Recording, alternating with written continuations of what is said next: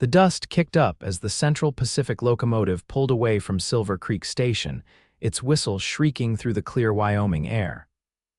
Clara Jensen stood on the wooden platform, tears streaming down her face, watching as the train carried her dreams eastward. She had sold everything she owned to buy that ticket, the ticket that would take her to Philadelphia, where a teaching position waited. But in a cruel twist of fate, the station agent had informed her that her reservation had been given to a wealthy businessman who had paid double the price. The agent had offered a refund, but the next train wouldn't arrive for 2 weeks. 2 weeks too late for the position she had secured through months of correspondence. "Miss, you'll catch your death standing out here," a deep voice drawled behind her. Clara turned, hastily wiping at her tears. A tall figure stood silhouetted against the setting sun. His broad shoulders were draped in a weather-worn duster, and the brim of his hat cast shadows across his face. As he stepped closer, she noticed his piercing blue eyes studying her with concern. "It's of no consequence to you, sir," she replied, her voice breaking as she struggled to maintain her composure. The cowboy reached out with a gloved hand and gently wiped a tear from her cheek. The unexpected tenderness of the gesture made Clara's breath catch. "Preston O'Malley," he introduced himself, tipping his hat. "And I reckon it is my business when I see a lady in distress outside my town." "Clara Jensen," she responded automatically, stepping back, "and I am perfectly fine." Preston raised an eyebrow, his gaze falling to the small trunk at her feet and the ticket still clutched in her hand. "That train was supposed to take you somewhere important, wasn't it?" Clara nodded, unable to speak as fresh tears threatened. 2 years of saving every penny from her position as a governess in Montana, all for nothing. "Come on," Preston said, picking up her trunk with ease. "Let's get you settled at Mrs. Winter's boarding house. You look like you could use a hot meal and a good night's rest before deciding what comes next." "I don't need charity," Clara protested, though her legs felt weak beneath her. "It's not charity, Miss Jensen, it's common decency." Preston's smile crinkled the corners of his eyes. "Besides, you can consider it a loan. Silver Creek is a town of opportunity these days." Clara hesitated, looking down the empty tracks once more before reluctantly following the cowboy. What choice did she have? Her meager funds wouldn't last 2 weeks at a hotel, and the position in Philadelphia would surely be filled by someone else by the time the next train arrived. As they walked down the dusty main street, Preston tipped his hat to various townspeople. Several called out greetings, suggesting he was well known and respected in Silver Creek. Clara noticed the silver star pinned to his vest, partially hidden beneath his duster. "You're the sheriff," she stated, surprise evident in her voice. Preston nodded. "Going on 3 years now. Town was pretty wild when I first pinned on this badge. It's settling down some, but we still have our share of excitement." Mrs. Winter's boarding house turned out to be a tidy 2-story building with a wrap-around porch adorned with rocking chairs. The elderly woman who answered the door greeted Preston warmly before turning kind eyes to Clara. "Martha, this is Miss Clara Jensen. She's had a bit of trouble with the railroad. Could you spare a room for a few days?" "Of course, dear," Mrs. Winters said, ushering Clara inside. "I've got my best room vacant. Come in, come in. You look like you could use some tea and biscuits." Clara found herself seated at a kitchen table moments later, a steaming cup before her and the aroma of fresh baked goods filling the air. Preston had disappeared briefly to place her trunk in the room but returned to join her. "Now," he said, settling into a chair across from her, "why don't you tell me what brought you to Silver Creek and what's got you so upset about missing that train?" Clara sighed, wrapping her hands around the warm cup. "I was on my way to Philadelphia. I've secured a teaching position at a ladies' academy there. It was to start next week." Her voice faltered. "I've been corresponding with them for months. The salary is triple what I earned as a governess in Montana." Preston frowned. "And the next train's not for 2 weeks. By which time they'll have given the position to someone else," Clara confirmed, staring into her tea. "I've spent every penny I had on that ticket and preparing for the journey." Mrs. Winters made a sympathetic noise. "Such a shame. but perhaps it's Providence, dear. Silver Creek School has been without a teacher since Miss Abernathy left to get married last spring. The town council's been searching for someone with proper credentials. Preston's eyes brightened. That's right. We've had a schoolhouse built for 2 years now, and half the time it sits empty because we can't keep a teacher. The last fellow lasted only 3 months before heading back east. Clara looked between them. You're suggesting I apply for the position here? It might not be Philadelphia, Preston acknowledged, but Silver Creek is growing. We've got the railroad now and more families arriving every month. These children deserve an education. Clara considered his words. She had dreamed of the refinement and culture of Philadelphia, so different from the rough frontier life she'd known. But teaching was her passion, regardless of location. The council meets tomorrow afternoon, Preston added. I could introduce you. With your credentials, I'm certain they'd hire you on the spot. And you can stay here as long as you need, dear, Mrs. Winters assured her. At a reduced rate for a fellow educator. Clara felt a flicker of hope reignite within her. Perhaps missing the train wasn't the disaster she'd initially thought. I would be grateful for the introduction, Sheriff O'Malley. Preston's smile was warm and genuine. Preston, please, and I have a feeling Silver Creek might just turn out to be exactly where you're meant to be, Miss Jensen. Clara, she corrected, finding herself returning his smile. That night, Clara lay in the comfortable bed at Mrs. Winters' boarding house, listening to the unfamiliar sounds of Silver Creek. Instead of dwelling on her lost opportunity in Philadelphia, she found her thoughts returning to the kind sheriff with the gentle hands and piercing blue eyes. The next morning dawned clear and bright. Clara dressed in her best skirt and blouse, pinning her chestnut hair in a neat bun. She had brought her teaching certificates and letters of recommendation, fortunately kept in her handbag rather than packed in her trunk. Preston arrived promptly at 9, dressed more formally than the previous day. His badge gleamed against his dark vest, and he'd swapped his dusty boots for polished ones. Good morning, Clara, he greeted, removing his hat as she descended the stairs. I trust you slept well, surprisingly so, she admitted. Mrs. Winters keeps a lovely home. That she does. I thought before the council meeting you might appreciate a tour of our fair town, including the schoolhouse. Clara nodded eagerly. I would like that very much. Silver Creek proved larger than Clara had initially thought. The main street boasted a general store, a hotel, 2 saloons, one significantly more respectable than the other, Preston pointed out. A bank, a church, and various other establishments necessary for a growing frontier town. People greeted Preston respectfully as they passed, eyeing Clara with curious but friendly glances. Word travels fast in Silver Creek, Preston explained with a slight chuckle. By now, everyone knows we might have a new schoolteacher. And does that prospect please them? Clara asked, suddenly nervous. More than you know.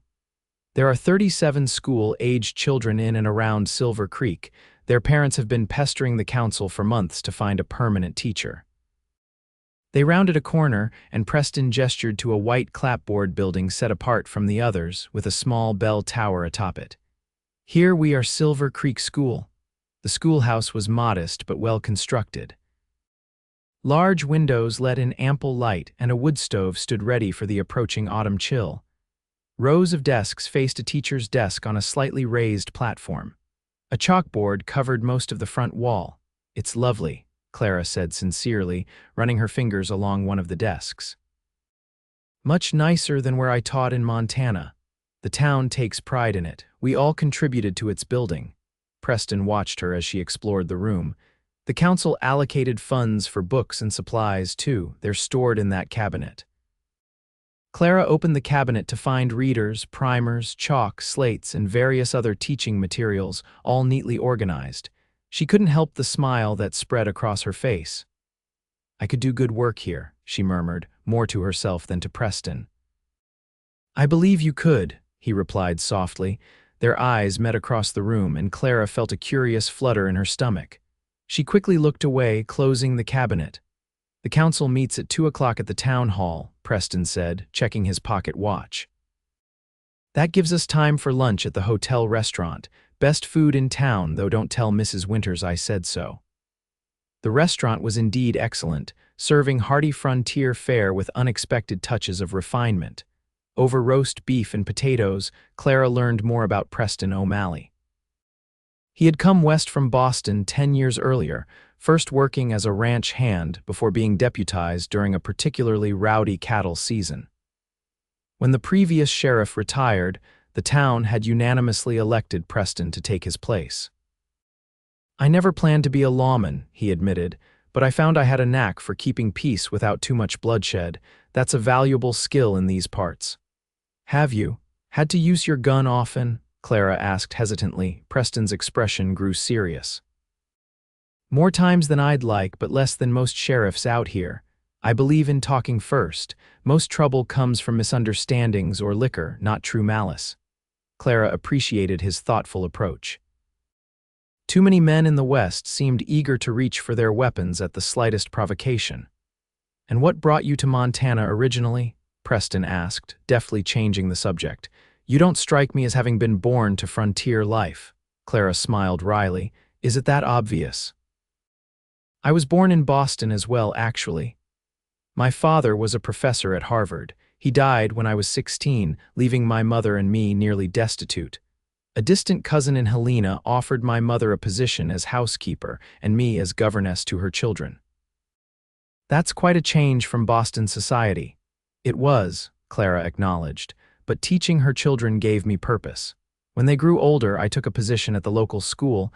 I've been saving for years to further my education and secure a position in a more established academy." She sighed. "Hence Philadelphia. Life has a way of taking unexpected turns," Preston observed, "sometimes for the better, though it rarely seems so at the time." As they made their way to the town hall, Clara felt both nervous and excited. The building was filled with men in their Sunday best, though a few women were present as well. Preston introduced Clara to each council member, speaking highly of her qualifications and experience. The meeting itself was remarkably straightforward.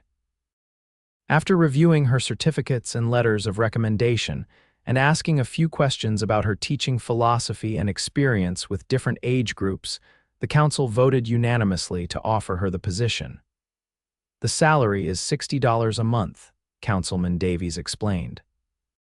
"Not as much as you might earn back east, I'm afraid, but we provide housing as well. There's a small cottage behind the schoolhouse reserved for the teacher." It was less than half what she would have earned in Philadelphia, but with housing provided, it was still a good offer, certainly better than returning to Montana with nothing. "We normally expect a 1-year commitment," Davies continued. "School term runs from September through May, though many of the older boys will be absent during planting and harvest times." Clara nodded her understanding. "That's common throughout the frontier. I'm used to adjusting lessons accordingly." "Then we are in agreement," Davies said, offering his hand. "Welcome to Silver Creek, Miss Jensen." Preston's proud smile as they left the town hall made Clara's heart skip. "I told you they'd snap you up," he said, escorting her back toward the boarding house. "You've made those councilmen happier than they've been in months. Davies has 3 school-age children himself."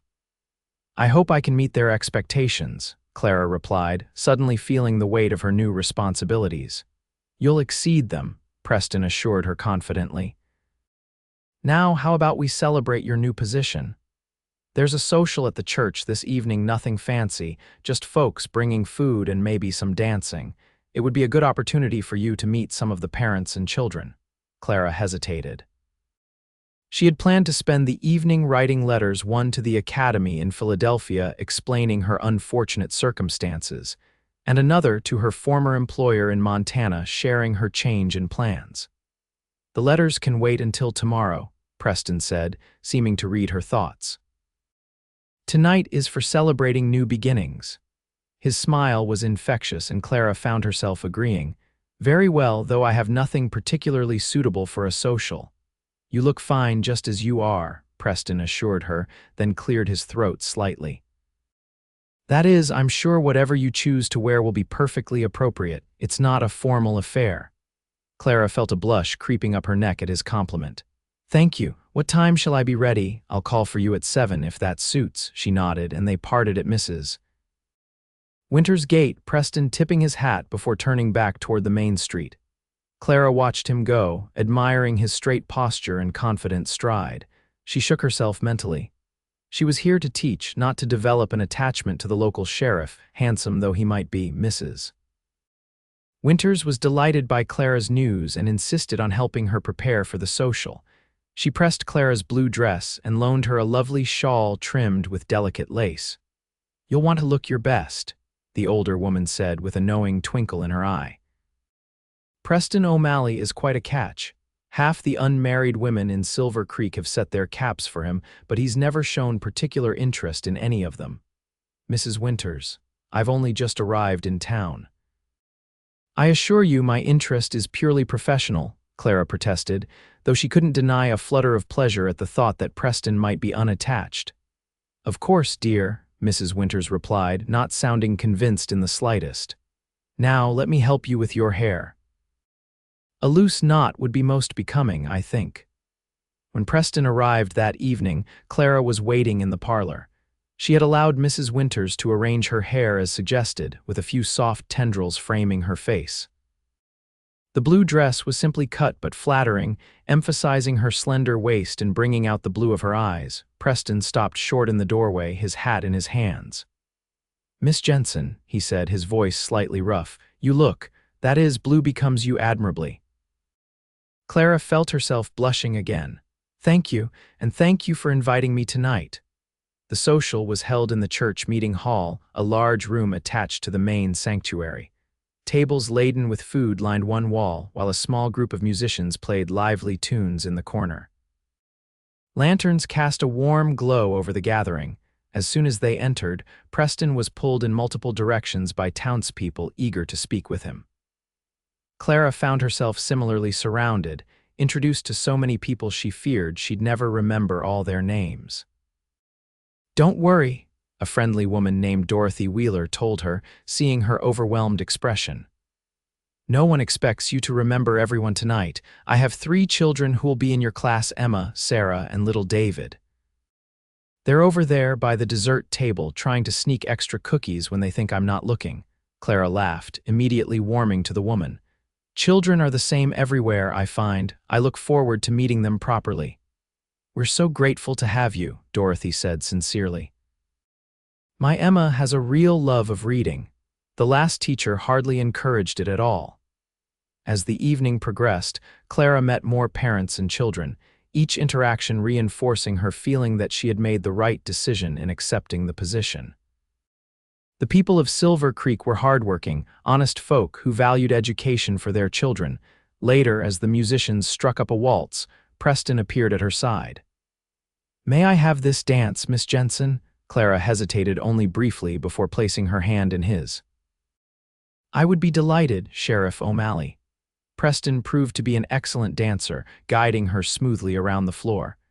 Clara was acutely aware of his hand at her waist and the subtle scent of soap and leather that seemed to cling to him. "You've made quite an impression," he said, nodding toward a group of mothers watching them approvingly. "I've heard nothing but praise for our new school teacher." "Everyone has been very welcoming," Clara replied. "It's a lovely community." "It is," Preston agreed. "I never expected to put down roots here when I first arrived, but Silver Creek has a way of growing on you." "I can see why," Clara said softly. Their eyes met, and for a moment the bustling room seemed to fade away. Preston's hand tightened slightly at her waist. "Clara, Sheriff." A young boy burst through the door, his face flushed with exertion. "Sheriff O'Malley, there's trouble at the Golden Nugget. Mr. Peterson says to come quick." The spell broken, Preston stepped back from Clara with reluctance clear in his expression. "Duty calls, it seems." "I'm sorry to cut our evening short." "Of course," Clara said, trying to hide her disappointment. "You must go." Preston hesitated, then made a quick decision. "Dorothy Wheeler can see you safely back to Mrs. Winters. I don't know how long this will take." Clara nodded her understanding. Preston squeezed her hand briefly before following the boy out the door, already shifting from charming dance partner to alert lawman. Dorothy was more than happy to escort Clara back to the boarding house, filling her in on town gossip along the way. "That golden nugget is always causing trouble," she said disapprovingly. "It caters to the rougher element passing through. The Silvertop Saloon is much more respectable. Mr. Blake won't allow fighting or excessive drunkenness there." Clara's thoughts remained with Preston, hoping whatever trouble had arisen wouldn't put him in danger. She had seen too many frontier towns where violence was commonplace, law officers as likely to die by the gun as to grow old. "Sheriff O'Malley knows how to handle himself," Dorothy assured her, seeming to sense her concern. "He's got a way of cooling hot tempers without resorting to his pistol. Most folks respect him too much to give him real trouble." Clara was relieved to hear it, though she found sleep elusive that night, her mind filled with images of Preston's blue eyes and the feeling of his hand at her waist. The next morning brought a knock at her door. Mrs. Winters called up that Sheriff O'Malley was waiting in the parlor. Clara dressed hastily, pinning her hair in a simple style before hurrying downstairs. Preston stood as she entered, his hat in his hands. She was relieved to see him unharmed, though he looked tired, as if he'd had little sleep. "Good morning," he greeted her. "I hope I'm not calling too early." "Not at all," Clara assured him. "Is everything all right? I was worried when you were called away last night." "Just the usual saloon disagreement. No one seriously hurt, though I did have to lock up a couple of cowboys to cool their heels overnight." He smiled ruefully. "Part of the job." Clara nodded, relieved. "I actually came to see if you'd like to visit your cottage today," Preston continued. "It might need some cleaning before you move in, but the sooner you see it, the sooner you can decide what else you might need." "I would appreciate that very much," Clara replied. "Let me just get my shawl." The teacher's cottage proved to be a snug, two-room affair with a small porch overlooking a meadow behind the schoolhouse. A vegetable garden, now somewhat overgrown, occupied one side of the yard. "Miss Abernathy kept it up nicely," Preston explained as he unlocked the door, "but it's been vacant for a few months now." The interior was dusty but otherwise in good condition. The main room served as both kitchen and living area, with a cast iron stove for cooking and heating, a small table with 4 chairs, a rocking chair by the window, and a bookshelf with a few volumes left behind. The bedroom was simply furnished with a bed, a washstand, a wardrobe, and a chest of drawers. Clara walked through the rooms, already envisioning how she would arrange her few possessions. It was smaller than her quarters in Montana, but entirely her own, something she had never experienced before. "It's perfect," she said, turning to Preston with a genuine smile. "When may I move in?" "As soon as you like. I can arrange to have it cleaned today, and you could move in tomorrow if that suits you." "That would be wonderful," Clara said. "I don't wish to impose on Mrs. Winters' hospitality longer than necessary, generous though she is. She enjoys the company," Preston assured her, "but I understand wanting your own space." He hesitated, then added, "I was thinking if you're not too busy with settling in, perhaps you might join me for dinner tomorrow evening." To continue our conversation from the social before we were interrupted, Clara felt a flutter of anticipation. "I would like that very much." Preston's smile lit up his face. "Excellent, the hotel restaurant again, say 7 o'clock. 7 o'clock, Clara confirmed. True to his word, Preston arranged for 2 women from town to thoroughly clean the cottage. By the following afternoon, Clara was settled in her new home. Her few possessions barely filled the small space, but she found comfort in arranging her books on the shelf and placing her mother's embroidered pillow on the rocking chair. As she prepared for dinner with Preston, Clara found herself taking extra care with her appearance. She chose her green dress, her only other good dress besides the blue one, and arranged her hair in a style that softened her features. A touch of her precious rose water at her wrists and throat completed her preparations. Preston was waiting for her in the hotel lobby, looking handsome in a clean white shirt and dark vest, his sheriff's badge polished to a shine. His eyes warmed appreciatively as she approached. "You look lovely," he said, offering his arm. The restaurant had reserved a quiet corner table for them. After they ordered, Preston seemed uncharacteristically nervous, turning his water glass in circles on the tablecloth. "Is everything all right?" Clara asked. Preston looked up, meeting her eyes. Yes, of course, I wanted to apologize again for leaving so abruptly last night, and also to say how glad I am that you've decided to stay in Silver Creek. There's no need to apologize. You were simply doing your duty, Clara assured him. And I'm beginning to think that missing that train was the best thing that could have happened to me. Preston's expression softened. I'm inclined to agree, selfish though that may be. The conversation flowed easily through dinner, ranging from books they had both enjoyed to their shared experiences of adjusting to frontier life after growing up in Boston. Clara found herself laughing more than she had in years, drawn to Preston's dry wit and thoughtful observations. As they lingered over coffee, Preston grew serious.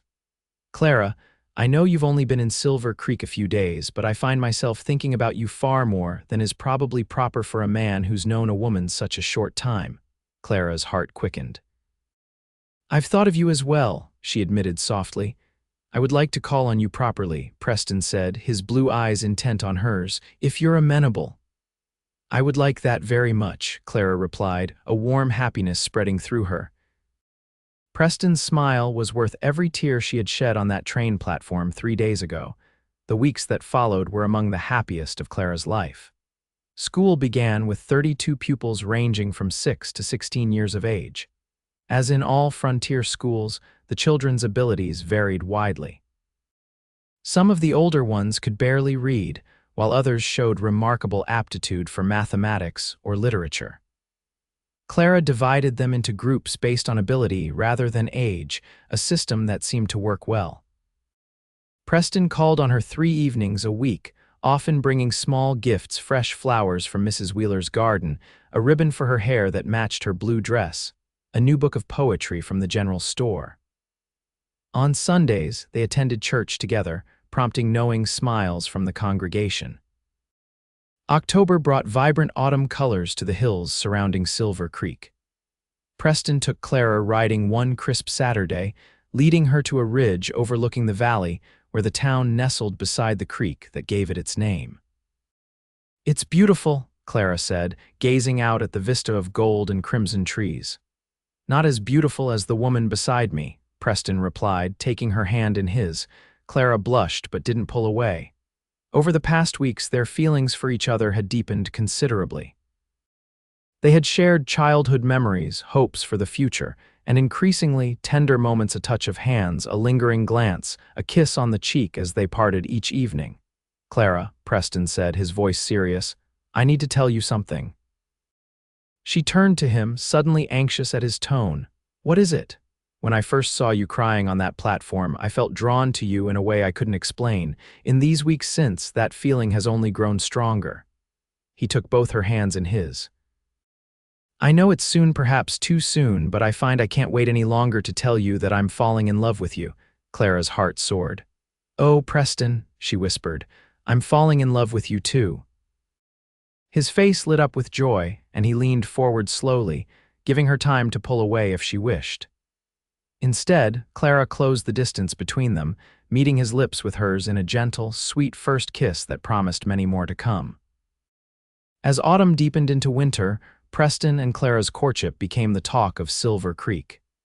They made no secret of their affection, though they maintained propriety as befitted the town sheriff and schoolteacher. Clara's students adored Sheriff Preston when he occasionally visited the school to speak about law and citizenship, and the parents approved of the match wholeheartedly. Christmas brought a heavy snowfall that blanketed the town in pristine white.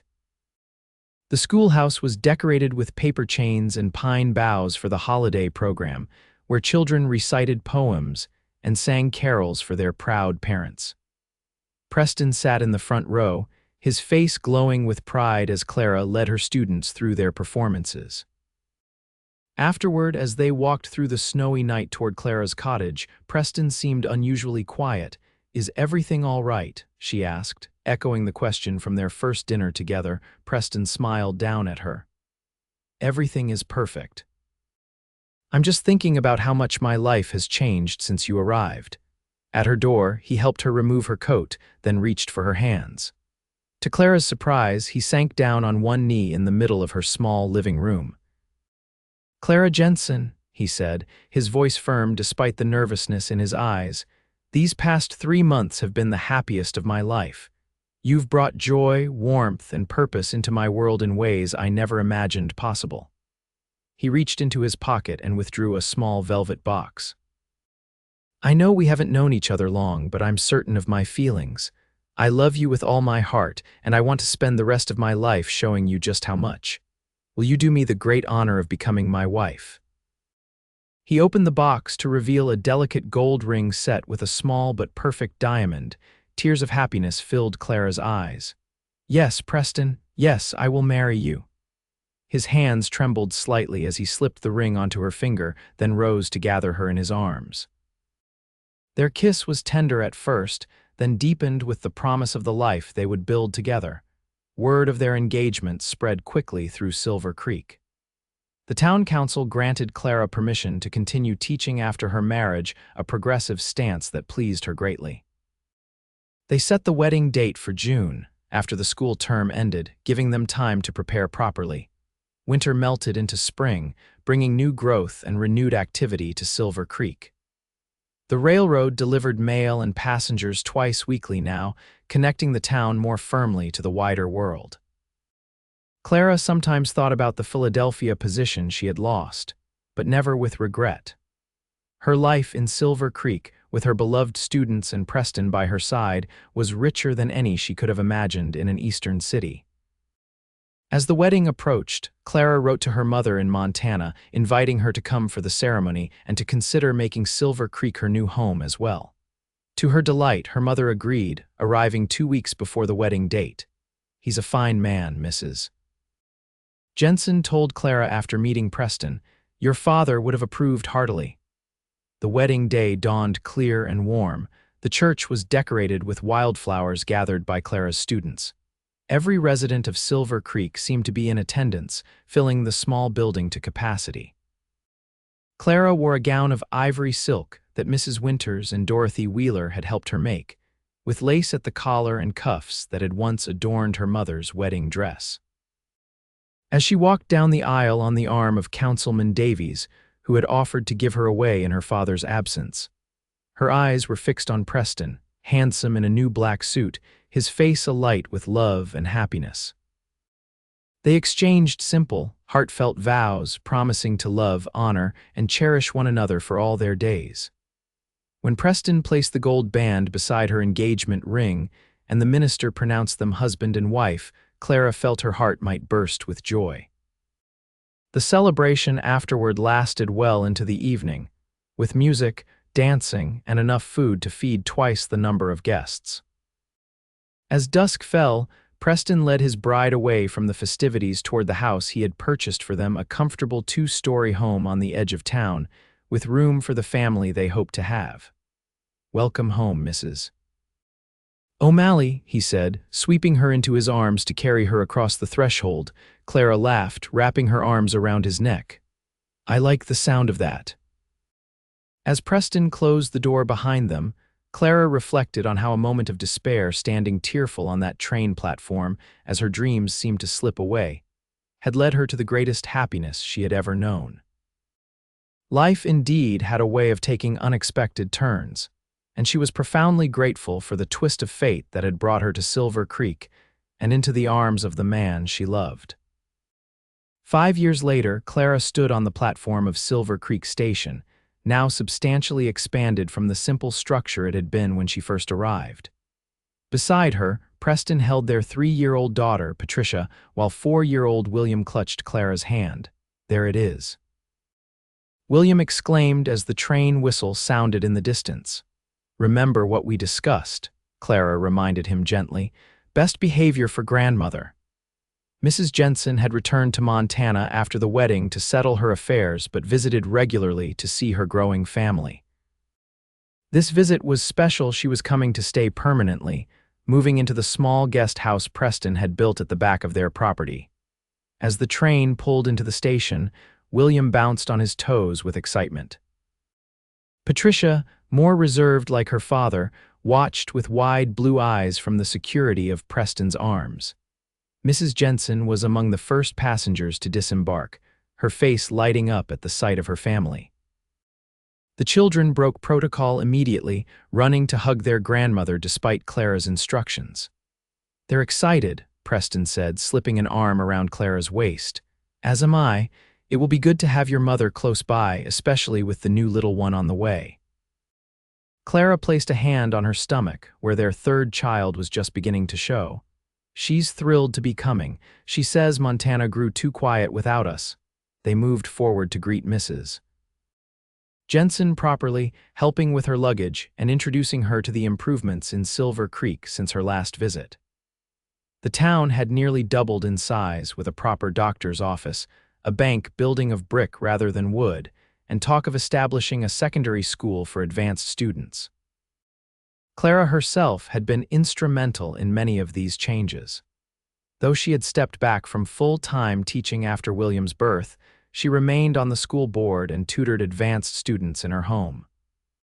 Preston had been elected mayor the previous year, maintaining his role as sheriff until the town could afford to separate the positions. That evening, with the children asleep and Mrs. Jensen settled in her new home, Clara and Preston sat on their porch swing, enjoying the summer twilight. "Happy?" Preston asked, his arm around her shoulders. "Completely," Clara assured him, leaning into his embrace. "Though sometimes I still marvel at how differently my life might have turned out," Preston chuckled. "You might have been a refined Philadelphia Academy teacher, wearing fancy dresses and attending cultural soirees. Instead, I'm the mayor's wife in a frontier town, with dirt under my fingernails from the garden and children's sticky handprints on my skirts." Clara smiled up at him. "And I wouldn't change a single thing." "Nor would I," Preston said softly, bending to kiss her. "Not one single thing." As stars appeared in the darkening sky, Clara thought back to that fateful day when a missed train and a cowboy's gentle touch had changed the course of her life. Some might call it bad luck or coincidence, but Clara knew better. It was destiny, leading her exactly where she was meant to be.